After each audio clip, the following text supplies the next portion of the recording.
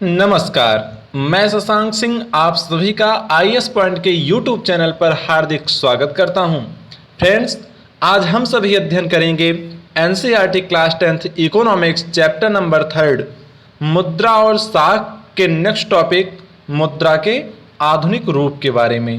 यानी मुद्रा पिछले के युगों से, पिछली सदियों से, पिछले के कुछ वर्षों से कैसे कैसे बदली है, कैसे कैसे परिवर्तित हुई है और आज किस रूप में हो गई है, इसके विषय में हम सभी अध्ययन करने जा रहे हैं। हमने देखा है कि मुद्रा ऐसी चीज है जो लेन देन में विनिमय का माध्यम बन सकती है। जैसा कि इसके पहले वाली जो इंट्रोडक्शन वीडियो थी उसमें मैंने इंट्रो दिया था कि मुद्रा का विनिमय कैसे होता है। कोई वस्तु जब हम परचेज करते हैं, खरीदते हैं, तो उसके बदले हम मुद्रा देते हैं। तो जिसको जिस चीज़ की आवश्यकता रहती है वो अपना क्रय विक्रय कर लेता है। यही प्रक्रिया विनिमय कहलाती है। सिक्कों के चलन से पहले तरह तरह की चीज़ें मुद्रा के रूप में इस्तेमाल की जाती थीं। जैसे पहले अभी भी सिक्के चलते हैं ना, तो 1 रुपये, 2 रुपये, इसके पहले 10 पैसे के चलते थे, 20 पैसे के, 25 पैसे के, 50 पैसे के।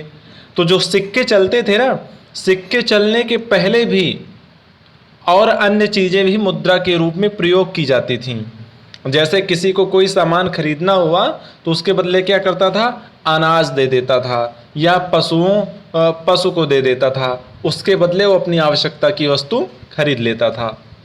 तो यहाँ से ही शुरू हुआ है कि कैसे कैसे ये आगे बढ़ा है, कैसे कैसे परिवर्तित हुआ है और आज के इस मॉडर्न युग में कैसे कैसे यह चेंज के रूप में उभर कर आया है। अगर उदाहरण के लिए हम समझें तो बहुत प्रारंभिक काल से ही भारतीय अनाज और पशु का मुद्रा के रूप में इस्तेमाल करते थे। जैसा कि मैंने अभी बताया ही कि पहले के समय में लोग जब धन नहीं हुआ करता था या सिक्के या नोट्स नहीं हुआ करती थी, तब क्या करते थे, कोई सामान अगर किसी से खरीदते थे तो मुद्रा के बदले पशु या अनाज का उपयोग करते थे। यहाँ पर आपका क्वेश्चन बनता है कि पहले के प्रारंभिक काल में लोग मुद्रा के रूप में किसका किसका उपयोग करते थे, तो आप क्या बताएंगे, अनाज और पशु का। आप इसको नोट्स में भी लिख सकते हैं। इसके बाद सोना, चांदी और तांबे जैसी धातुओं के सिक्कों का चलन हुआ, जिसका चलन पिछली सदी तक रहा। फिर पशु और अनाज के बाद सिक्के आए। वो सिक्के सोने के थे, चांदी के थे, तांबे के थे और यह सब चलन जो इसका हुआ यह पिछली सदी तक ही सीमित रहा और अब के सदी में ये सब बहुत कुछ आगे परिवर्तित हो चुका है। पहले जैसे सोने के सिक्के रहते थे, चांदी के सिक्के दिखते थे, अभी भी दिखाई देते हैं, लेकिन पहले की अपेक्षा में बहुत कम। तो इससे हम क्या सीख रहे हैं कि मुद्रा कैसे कैसे आधुनिकीकरण, मुद्रा का कैसे कैसे आधुनिकीकरण हुआ। पहले क्या था और अब क्या हुआ। जैसे जैसे मानव बुद्धिमान होता गया, शिक्षित होता गया, वैसे वैसे उसके मन में नए नए आइडियाज़ आते गए और नए नए विचार आते गए, जिसके चलते वह अपने जीवन को सुव्यवस्थित करने लगा, परिवर्तित करने लगा, मुद्रा के महत्व को समझने लगा। नेक्स्ट टॉपिक है करेंसी। जैसे हम लोग बोलते नहीं कि ये तो बहुत बड़ी करेंसी है या बहुत अधिक मूल्य वाली करेंसी है। मुद्रा के आधुनिक रूपों में करेंसी यानी कागज़ के जो नोटें हैं उनको हम कह सकते हैं, और नए नए जो सिक्के आए हैं 10, 5, कागज़ के नोट और सिक्के शामिल हैं। वे चीज़ें जो पहले मुद्रा के रूप में प्रयोग की जाती थीं। उसके विपरीत आधुनिक मुद्रा बहुमूल्य धातुओं जैसे सोना, चांदी और तांबे के बने सिक्कों से नहीं बनी है। इन्हीं सब चीज़ों को पहले मुद्रा के नाम से जाना जाता था, लेकिन आज के समय में इनको हम मुद्रा ना कह करके करेंसी कहते हैं। और करेंसी में क्या क्या शामिल है, कागज़ के नोट हैं और सिक्के हैं। जबकि ये उतने बहुमूल्य नहीं हैं जितने बहुमूल्य सोने और चांदी और तांबे के बने हुए सिक्के होते थे। अनाज और पशुओं की तरह वे रोजमर्रा की चीजें भी नहीं हैं। आधुनिक मुद्रा का इस प्रकार का अपना कोई इस्तेमाल नहीं है। अब जैसे पहले की तरह कोई वस्तुओं का क्रय विक्रय जब होता था तो उसके बदले लोग पशु को दे देते थे या अनाज दे देते थे। आज भी ये सिस्टम कहीं कहीं है, लेकिन देखा जाए तो मोस्टली यह सब समाप्त हो चुका है। तो आधुनिकीकरण कैसे कैसे मानव जीवन में निहित होता गया, समाहित होता गया, हमको इन टॉपिक से क्लियर हो जा रहा है। फिर इसे विनिमय का माध्यम क्यों स्वीकार किया जाता है? इसे विनिमय का माध्यम इसलिए स्वीकार किया जाता है क्योंकि देश की सरकार इसे प्राधिकृत करती है। ये जो करेंसी है इसको विनिमय का माध्यम क्यों स्वीकार किया जाता है? क्योंकि जो गवर्नमेंट है हमारे कंट्री की, इसको प्रूव्ड करती है, उसको वेरीफाई करती है कि हाँ यही सिक्के, यही नोट्स अब मुद्रा के रूप में जाने जाएंगे, करेंसी के रूप में जाने जाएंगे और इन्हीं का चलन होगा। तो इसीलिए यह एक विनिमय का माध्यम बन गई कि हम पैसे के बदले अपनी आवश्यकता की दैनिक नीड्स जो हैं, डेली नीड्स हैं, उसको हम पूरा कर सकते हैं। भारत में भारतीय रिजर्व बैंक केंद्रीय सरकार की तरफ से करेंसी नोट जारी करता है। यहाँ पर आपका एक इम्पोर्टेंट क्वेश्चन बनता है कि भारत में करेंसी नोट कौन जारी करता है और किसकी अनुमति से जारी करता है? तो इसके आंसर में आप सभी यही लिखना कि भारत में करेंसी नोट भारतीय रिजर्व बैंक केंद्र सरकार की अनुमति से जारी करता है। भारतीय कानून के अनुसार किसी व्यक्ति या संस्था को मुद्रा जारी करने की इजाज़त नहीं है। अगर कोई भी आम आदमी ये सोचे कि चलो हम मुद्रा की मशीन लेकर के आते हैं और उससे हम मुद्राएं बनाते हैं, प्रिंट करते हैं, तो इसकी अनुमति किसी भी संस्था को या किसी भी व्यक्ति विशेष को नहीं है और ना ही किसी स्टेट गवर्नमेंट को है। यह है तो सिर्फ सेंट्रल गवर्नमेंट को है और विदाउट उनकी अनुमति के ऐसा कुछ भी नहीं होता है। इसके अलावा कानून विनिमय के माध्यम के रूप में रुपए का इस्तेमाल करने की वैधता प्रदान करता है। जैसा कि अभी मैंने बताया कि विदाउट गवर्नमेंट अप्रूवल हम कुछ नहीं, किसी भी मुद्रा का, किसी भी करेंसी का इस्तेमाल नहीं कर सकते हैं।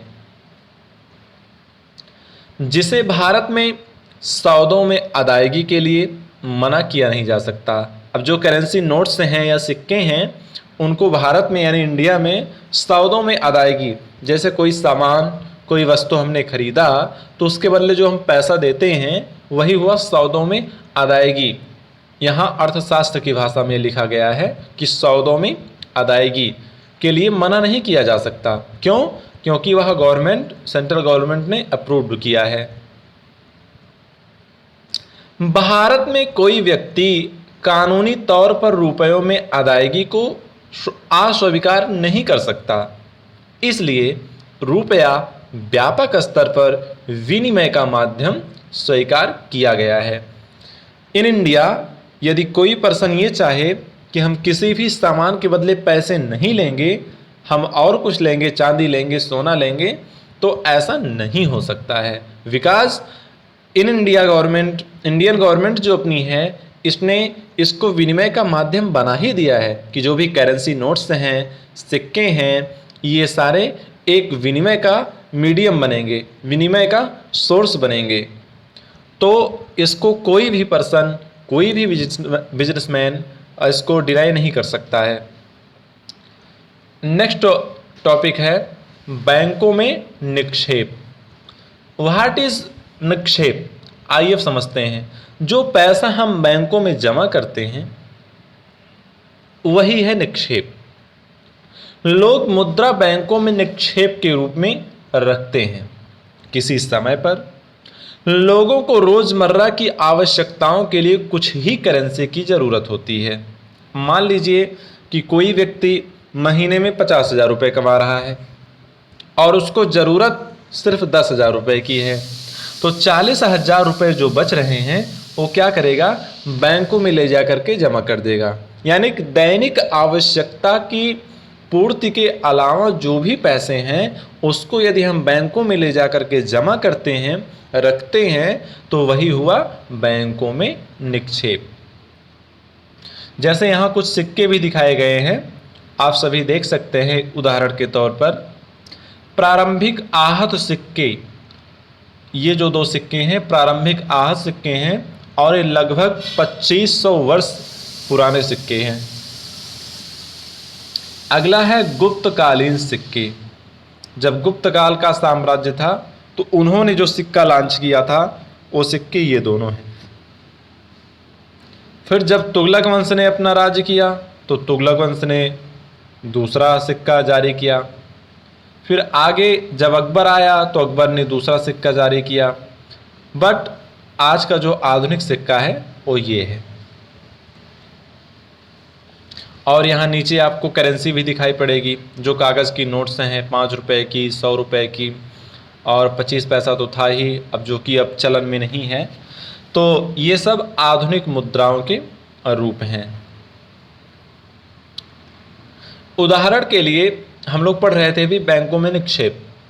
उदाहरण के लिए हर महीने के आखिर में वेतन वाले मजदूरों के अतिरिक्त नकद होता है। लोग इस अतिरिक्त नकद का क्या करते हैं, वे इसे बैंकों में अपने नाम से खाता खोलकर जमा करते हैं। बैंक ये जमा स्वीकार करते हैं और इस पर सूद भी देते हैं। सूद का मतलब है ब्याज, इंटरेस्ट, कि जो पैसा हम बैंकों में ले जाकर के जमा करते हैं वह जैसे जैसे उसकी टाइम लिमिट बढ़ती जाती है वैसे वैसे हर बैंक की पॉलिसी अलग अलग होती है और हर बैंक अपनी अपनी पॉलिसी के अनुसार से जितना भी परसेंट उस पर बनता है इंटरेस्ट वो मिलता रहता है। और इस तरह लोगों का धन बैंकों के पास सुरक्षित भी रहता है और इस पर ब्याज भी मिलता है। इसी सूद को भी हम ब्याज बोल सकते हैं। ये सूद अर्थशास्त्र की भाषा है, पहले के लोग यूज करते थे। इंग्लिश में इसी को इंटरेस्ट बोलते हैं और हिंदी में ब्याज। लोगों को अपनी आवश्यकता के अनुसार इसमें से धन निकालने की सुविधा भी उपलब्ध होती है।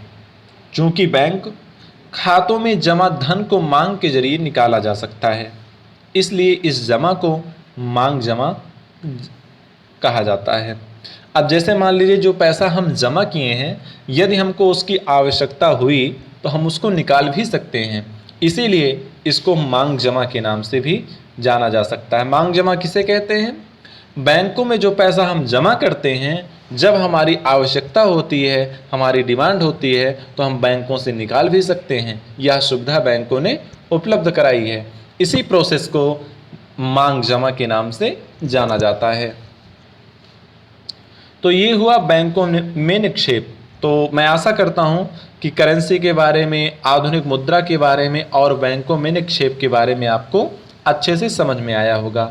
यदि इन तीनों टॉपिक को आप अच्छे से नहीं समझ पा रहे हैं, कोई प्रॉब्लम्स है, कोई डाउट्स है, तो आप कमेंट बॉक्स में आकर के कमेंट करके आप निसंदेह अपने सारे डाउट्स क्लियर कर सकते हैं।